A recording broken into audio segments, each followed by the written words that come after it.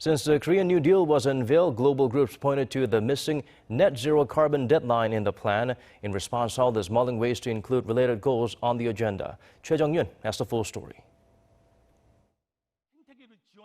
In mid-July, the South Korean government announced a Green New Deal, part of its recovery package to counter the impact of COVID-19. But the $61 billion plan has received criticism over the lack of concrete and specific goals to achieve net zero greenhouse gas emissions in Korea.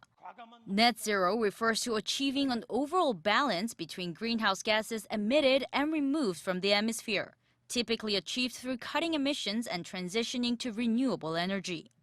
To raise awareness and understanding of climate change, New Zealand and the Pacific Island countries have shared experience and urged South Korea to actively set policies to reach net zero carbon in the near future.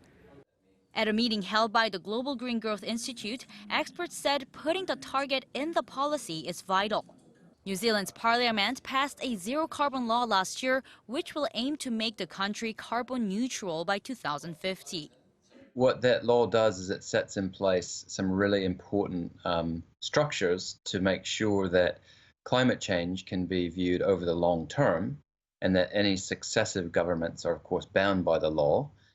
South Korea's ambassador for climate change said the Korean New Deal unveiled last July is not a final policy but an evolving one. As the 2050 net zero carbon plan requires fundamental change of a whole society, getting the public on board is necessary. The South Korean government will have 2 to 3 public hearings through September to October. Calling the Moon administration to have a more committed attitude, Ban Ki-moon, the former UN Secretary General and the current chairman of the GGGI, said tackling climate change requires global-level cooperation. Climate change is a defining issue for humanity and planet. It is a global issue. It is a transboundary issue.